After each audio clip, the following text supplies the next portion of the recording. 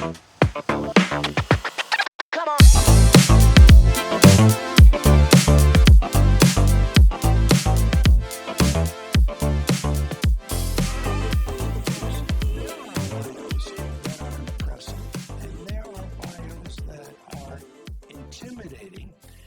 then there's the bio of Pat Boone that I was looking at this morning.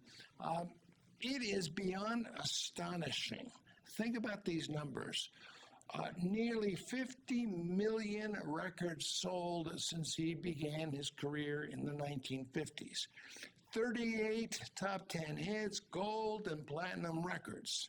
He ranks number 6 among artists with the most consecutive top 10 hits, number 10 with the most top 10 hits, number 16 with the most number 1 hits.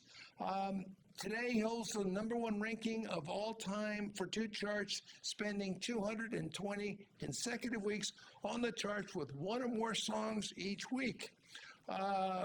Billboard lists him as a number 10 all-time top recording artist. I mean, this goes on and on and on.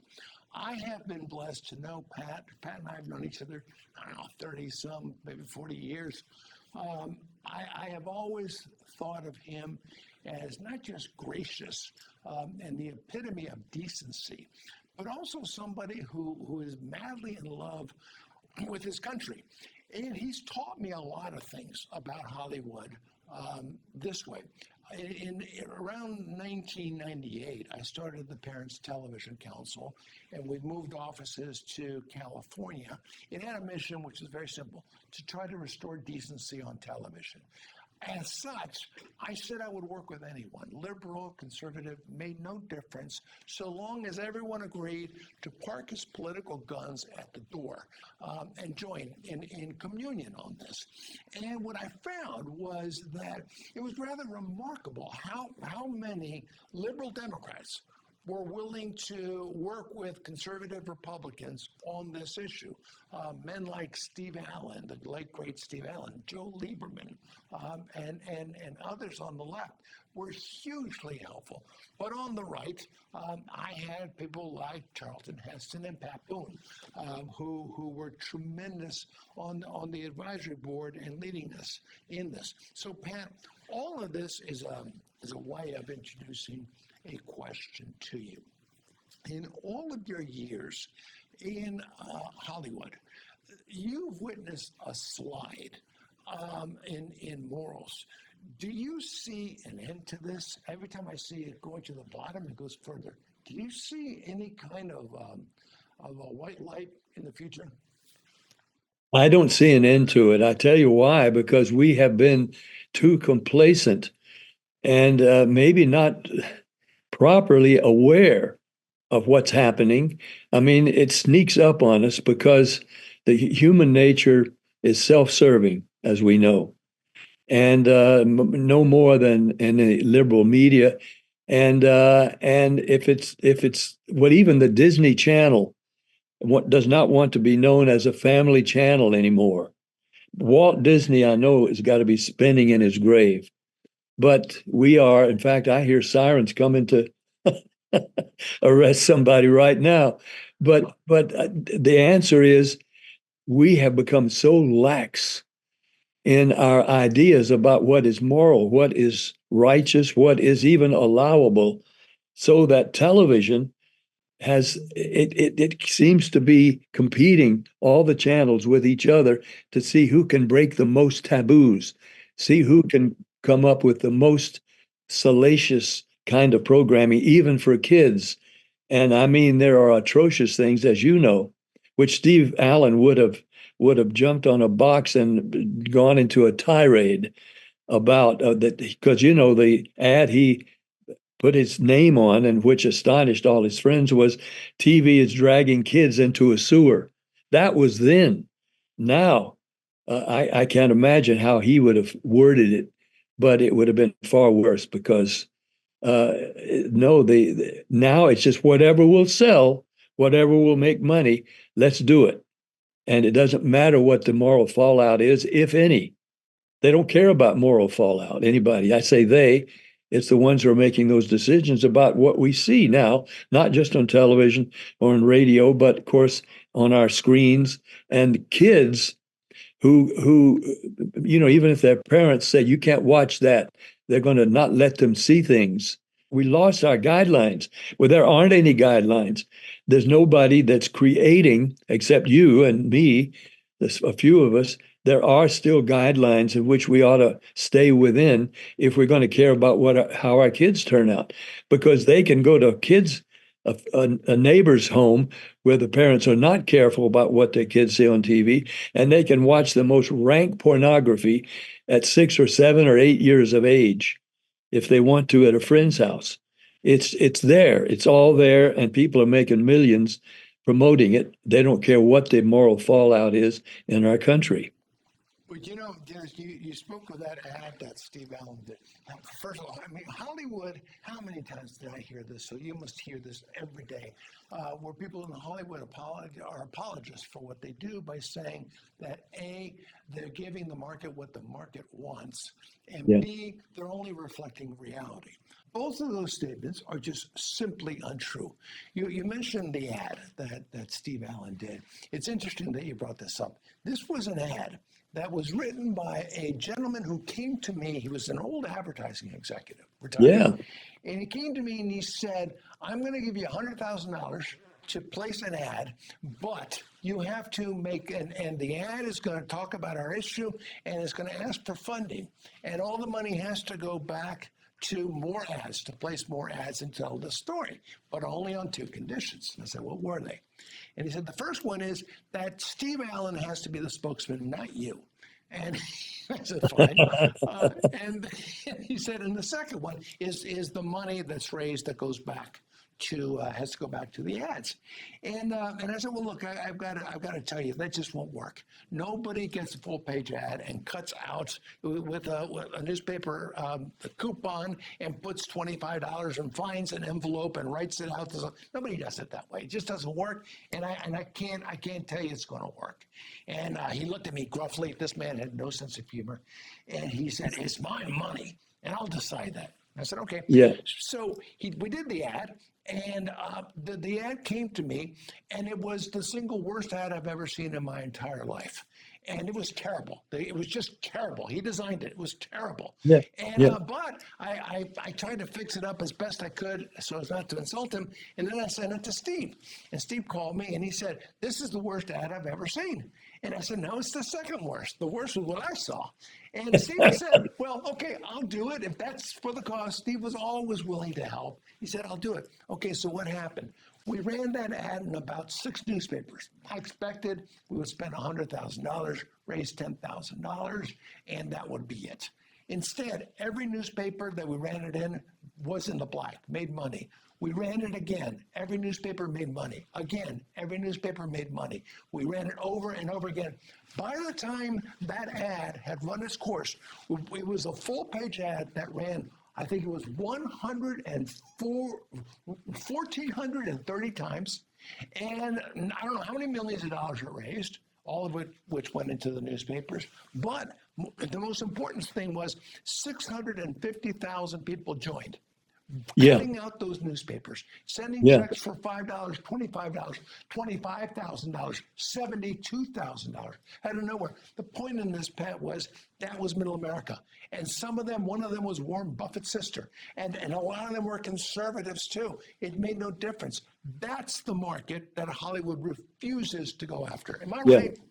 You are so right. People do not understand that intrinsically good people want leadership. And if they don't get leadership, and you were willing to do it, I'll never forget that both you and I and Steve, we attended some, particularly Steve, board of directors meetings of major corporations. I wrote letters to Toyota, to the American Army that were sponsoring a show called Nip Tuck. Yes. Most I forgot about that.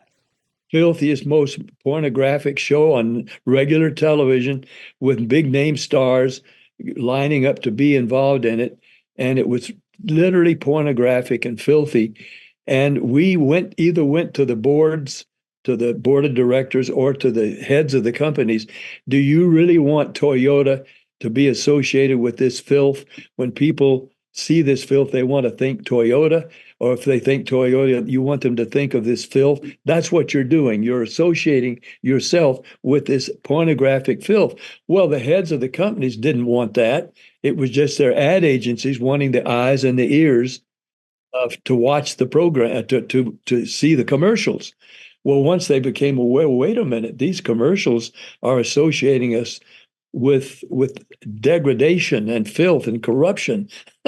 And so they threw the ads. I mean, these things were effective because most people, Brent, I'm sure, want to be moral and righteous and good and helpful and not to contribute to the downturn of children and corruption of our society. They don't want to do that, but they have to be made aware of where the media is leading us, and things that are made acceptable and profitable and therefore very commercial, that they're wrong. They're flat wrong and dangerous and poisonous to our society.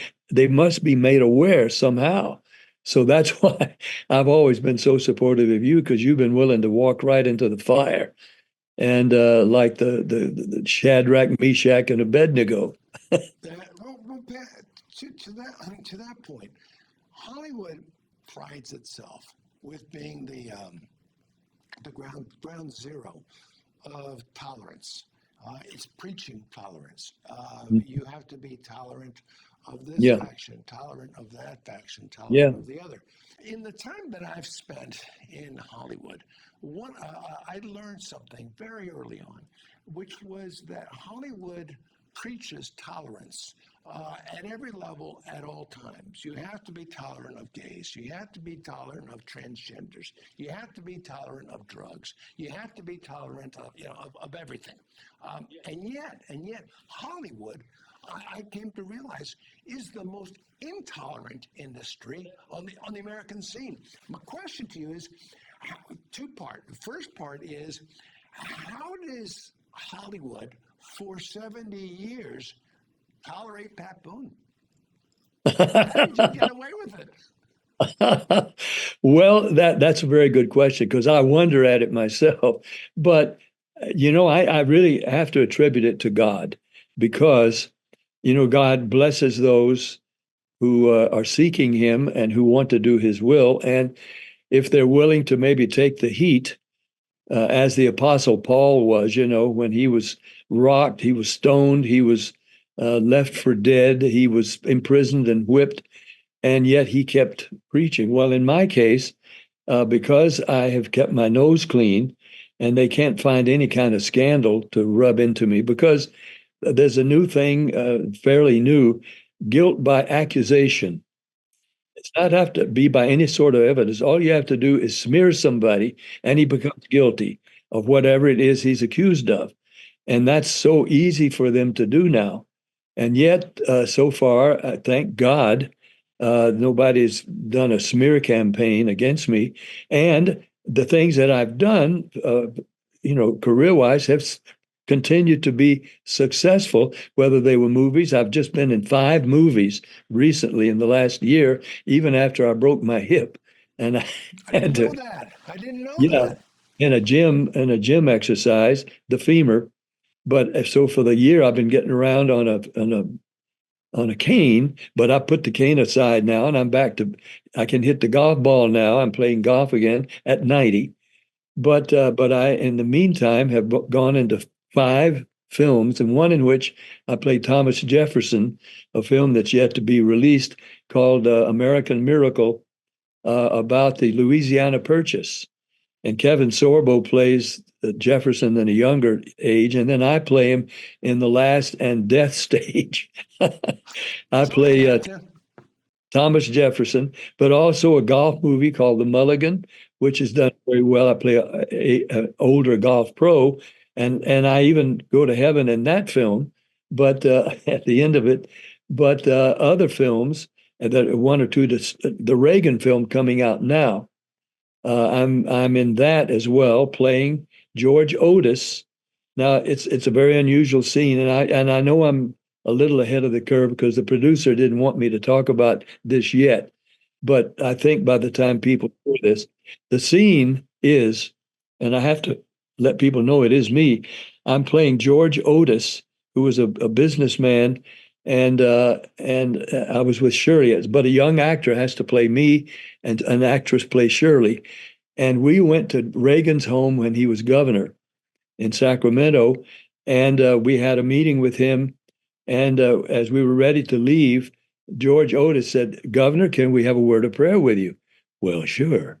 And so we joined hands in a circle. Each of us voiced part of the prayer. And then when it got to George Otis, he is saying, now he's holding Reagan's right hand, and I call George the electric man because when he was in the spirit, as we say, he quivered, and he was holding Reagan's right hand. And he said, as he started his conclusion of the prayer, as you'll see in the film, God, we thank you for this country. We thank you for our liberties. We thank you for this man.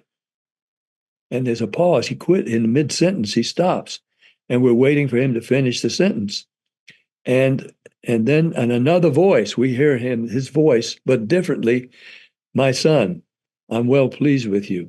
If you continue to walk uprighteously before me, you will dwell at 1600 Pennsylvania Avenue. And then another pause, and he goes back to his normal voice and concludes the prayer. We looked at Reagan, and his eyes were glassy, partly because of what he was feeling in his right hand. He said, well, that was something.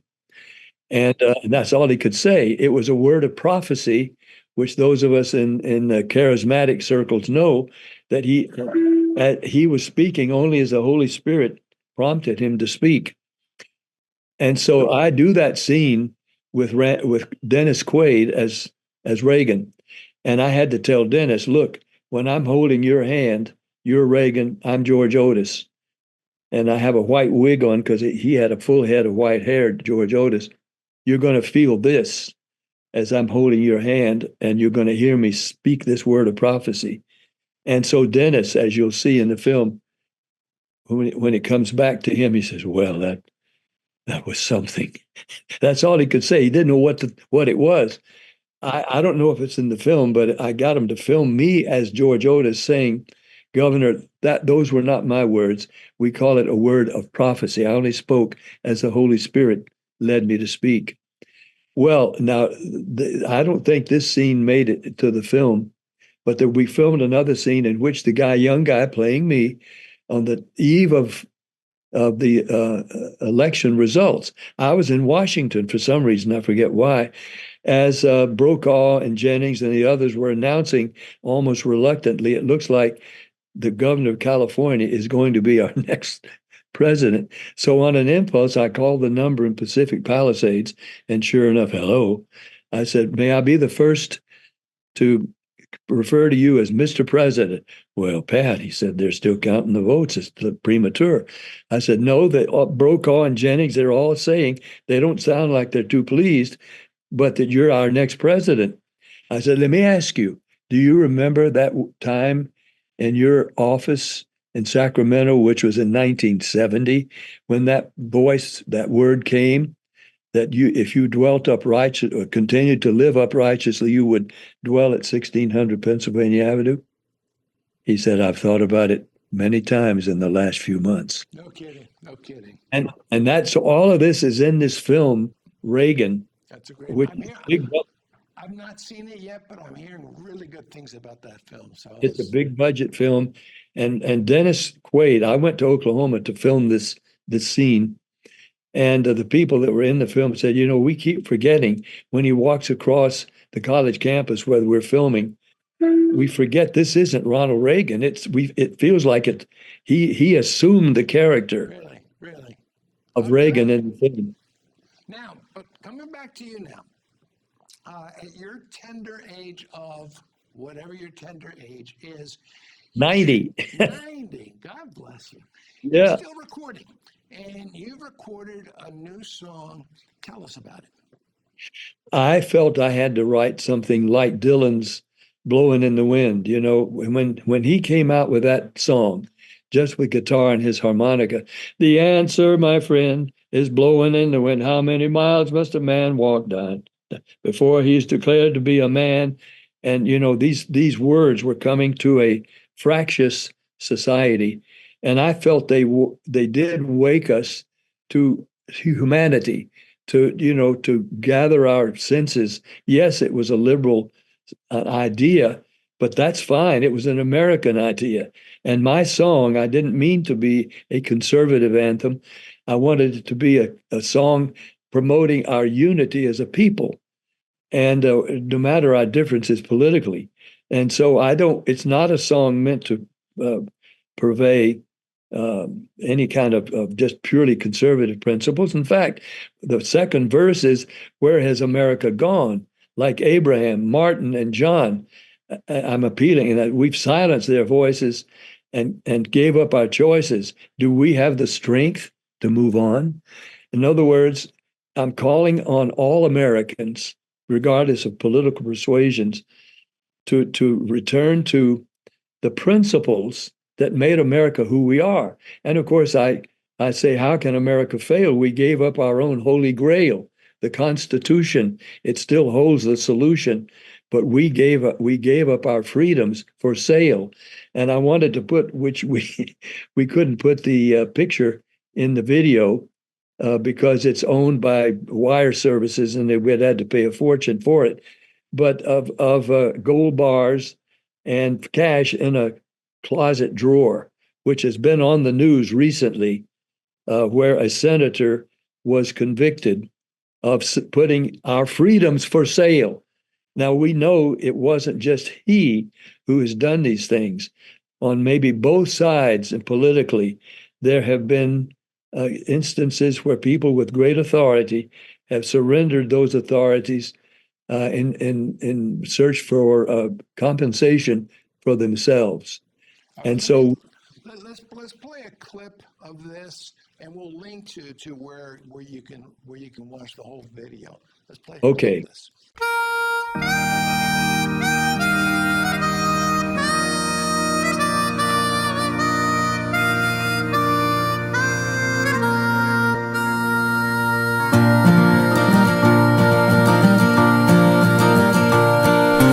Where did America go? The land of the brave and the free. Can one generation erase a great nation? 'Cause we can't find a way to agree. 'Cause we can't find a way to agree. Where has America gone? Where are Abraham, Martin, and John? We drowned out their voices and gave up our choices. Do we have the strength to move on? Do we have the strength to move on? Oh, God of sweet liberty, help us and heal us again. If we fall on our knees, will you still hear our pleas? Take us back to where we were then. Take us back to where we were then. So Pat, I want to take our conversation here. You have been in the business for 70 years. You've seen everything. When you're in Hollywood, you kind of get a perch of society, and you've seen society. You've seen this country. I want you to speak to this year's presidential campaign. How do you see it? How do you see both sides? What do you see as a consequence if Donald Trump wins? What do you see as a consequence of Kamala Harris? Boy, it's a vital question. It's do or die. I mean, and I wish I could talk to Donald Trump myself. Through Newt Gingrich, I have been able to get to his team a little bit to say, this is a very, very dangerous situation. You are up against the whole combined media And that's billionaires who, for some reason I don't understand, are willing to contribute hundreds of millions or billions to see you, Donald Trump, defeated. Now, as I once asked you years ago when you were just debating for the first nomination and you were calling people names, and you called me on the tennis court and said, I heard you say something nice about me on Fox. I said, yeah. Did you hear the whole interview? No, they just told me about it. I said, well, but it was something nice. I said, yeah, I'm all for you, Donald. I really am. But I also said, I wish you would quit calling people names. It doesn't sound presidential. And if you want to be considered presidential, you need to start sounding presidential. and not just like a schoolboy naming names on a schoolyard. And I said, I'll bet your own wife is saying that to you. And he laughed, but of course he didn't pay any attention to it. He is too smart, and he did such a great job. All I want him to do, which is crucial, is to say, look, you've got all the evidence you need. Here's where we are now. Here's where we were when I was president. Look at the contrast. We had a border. That was under control. We had a great economy. We had all the energy that this president and his vice president cut off as soon as he came into office, running our inflation up and all that. Compare the two records as president, and you don't have to be calling names. You don't have to be angry. In fact, I would like you to seem a little empathetic to the one that you're now up against.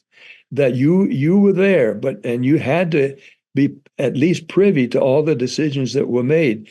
But God bless you, you didn't know what you were getting into. You've never had that background. You've never had that experience that the guy ahead of you had. And if you had, you would never have gone the way you went. But now let's compare. You have two presidential 4 years to compare, and let those in a quiet voice be put up to show, because reasonable people see. I'm said there are some people who, thanks to the media, don't like you. They believe all the lies and all the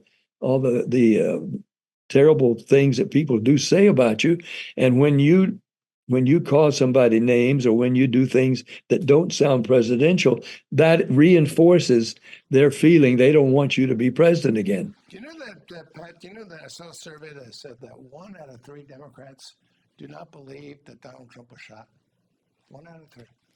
What? Yeah. They've seen the physical evidence. They're not willing to ascribe anything that in any way might affirm him or might support his cause. This is how I've never seen a human being. I'm sure you haven't either. And you're older than I am, but I bet you've never seen a human being more despised than Donald Trump. Right. They absolutely And for despise all him. the wrong reasons. They say he's a convicted felon. He was convicted of things that aren't crimes. Now, where do you see, before we wrap up, where do you see the world going, the country going, if it's President Kamala Harris? Down the tubes, because all of our moral guidelines will disappear. The abortion is the main topic in that area, and I have created a list of questions that I would want the president to ask her, just yes or no. Just yes or no. If they debate, all you have to do is say yes or no. Answer these questions. Were you once an embryo? Were you once a fetus? Were you once in your mother's womb at 5 months? Were you a human being? Were you a human being the month before your mother's water broke?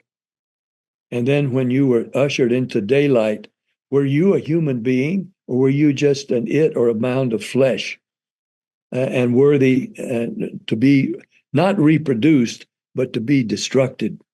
At what point would you have been willing, at any point, to had your mother abort you? Or do you feel, one last question, that your personhood is more valuable than the person of any other person in a mother's womb at this point? Yeah. until that person is born. Answer those questions, yes or no. I'd add one more. Do you support your running mate, who is governor of Minnesota, supported an infanticide bill that said that there are no legal protections for a baby that is born as a result of a botched abortion? Those Yes. rights. I'd ask, I'm sure she supports it. And Obama had supported that before. Yeah, I mean, it's just Yeah, when he was in Congress. So, yeah, we have to ask those vital questions. And, people want to give us heat for it, but they are vital. They require common sense and truth. And if we can't accept common sense and truth, I'm sorry, Brent, but we're not going to make it. I mean, all the other countries where they have gone for the lack of common sense and morality are history now. And America has, as de Tocqueville said, America exists because America is good. How could he say that? The good was because the framers of the Constitution were good, and they were trying to build a new Israel based on Bible principles. Thomas Jefferson, right there in his monument, how can we claim, right there in his the Jefferson Monument, claim the blessings of God if we are disobedient to his principles? This is Thomas Jefferson, Mr. Separation of Church and State, which he never meant to separate church from government, but government keep its hands off anything to do with religion. So, I mean, we got to come back to common sense, and you're the champion of it, Brent. So I don't know about that. you're the champion. Well, Pat, look, it's delightful talking to you. You're a rock star, a pop star, and a rock star. Literally, yeah, I've got a rock hit right now, and country grits, bestest food there is, country caviar, Tennessee foie gras, hey, grits, bestest food there is. Keep your fancy food, give me my grits, and it's rock. And the last song that's on the charts is My Stupid Tattoo, and it's on country charts too, making fun of the whole tattoo phase and phrase. So anyway, yeah, I found my way back on the charts again. Well, thank you, Pat. Thanks for everything you've done. Thanks for loving America. Thanks for loving your fellow man. Thanks for everything you've done to try to keep Hollywood sane. I don't know how you do it. I don't know how you keep your own sanity, but thank you. Well, this song, Where Does America Go and Where Has America Gone, brings us back to the Bible. It shows the way for revival, is the words, that old family Bible, to make us who we were again. Take us back to where we were then, when, for instance, a man named Trump was president and the country was in great shape. Or we can go the other route, where it's on a downfall, and like we are now.